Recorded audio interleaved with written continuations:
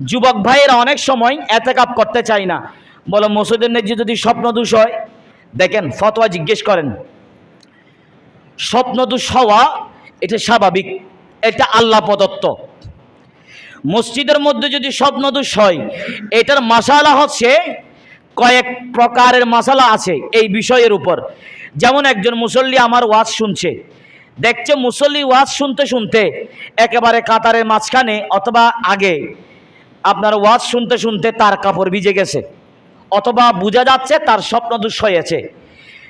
পাক মাটিতে হাত মেরে সে অজু করে তায়াম্মুম করে সে মসজিদ থেকে বের হয়ে যাবে, একটা মশালা।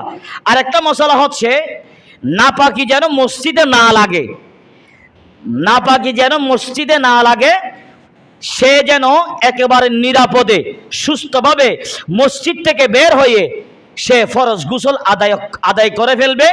চাই সেটা এতেকাফকারী হোক, চাই সে রোজাদার হোক, চাই সে আপনার মুসল্লি হোক, নাপাক অবস্থায় মসজিদে হাঁটা চলাফেরা করা যাবে না।